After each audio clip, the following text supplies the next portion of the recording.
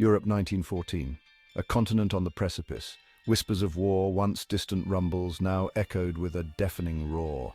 The air, thick with anticipation, crackled with a tension palpable to all. A world on the brink of cataclysmic change, sleepwalking towards a nightmare. The assassination of Archduke Franz Ferdinand, heir to the Austro-Hungarian throne, ignited the tinderbox of European tensions.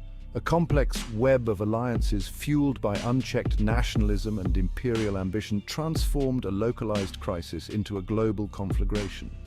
The world watched, a mixture of apprehension and morbid fascination, as the great powers of Europe, Germany, Austria-Hungary, Russia, France, and Great Britain, marched inexorably towards the abyss.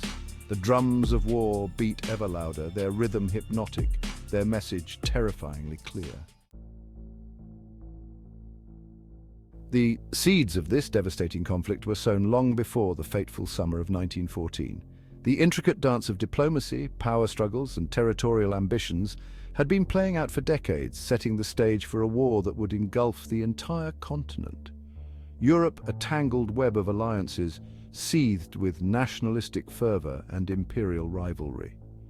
The major powers, each with their own ambitions and insecurities, formed alliances to protect themselves and assert their dominance. These alliances, meant to ensure peace, instead created a fragile balance of power that could easily tip into conflict. Germany, newly unified and hungry for recognition, sought its place in the sun. Under the leadership of Kaiser Wilhelm II, Germany embarked on a path of rapid industrialization and military expansion. The nation's ambitions were not just about territorial gains, but also about securing its status as a global power. Great Britain, the aging lion, guarded its vast empire with unwavering resolve.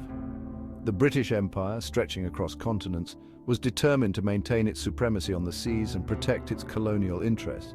The Royal Navy, the symbol of British power, was the largest and most formidable in the world. France, still smarting from its defeat in the Franco-Prussian War, craved revenge and the return of its lost provinces. The memory of the humiliating defeat and the loss of Alsace-Lorraine to Germany fueled French nationalism and a desire for retribution. The assassination of Archduke Ferdinand provided the spark, but the tinder was already dry. The Austro-Hungarian Empire, a patchwork of ethnicities and nationalities, was struggling to maintain its cohesion.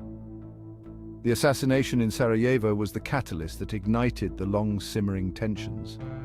A complex web of alliances, forged in the name of security, transformed a localized crisis into a continental catastrophe.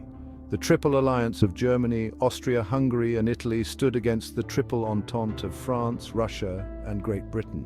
These alliances meant that any conflict involving one power could quickly draw in others, escalating the situation beyond control. Austria-Hungary, backed by Germany, issued an ultimatum to Serbia, demanding satisfaction for the assassination.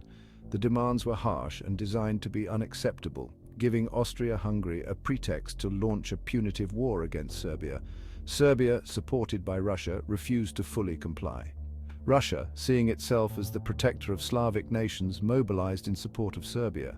This mobilization set off a chain reaction among the other great powers. The intricate machinery of war, set in motion decades earlier, ground relentlessly forward. The mobilization plans of the great powers, meticulously prepared in advance, left little room for diplomacy or de-escalation. Once the gears of war began to turn, they moved with a momentum that was impossible to stop, leading Europe into the abyss of World War I. August 1914, a month that would forever be etched in infamy. The guns of August roared, shattering the fragile peace and plunging Europe into darkness. Germany, invoking the Schlieffen Plan, launched a lightning attack on France, violating Belgian neutrality in the process. Great Britain, bound by treaty to defend Belgium, declared war on Germany. Russia mobilized in support of Serbia. Within weeks, the continent was engulfed in a conflict of unprecedented scale and ferocity. The initial German advance was swift and brutal. Belgian resistance was crushed, and French and British forces reeled under the onslaught. Paris itself seemed within reach of the German war machine.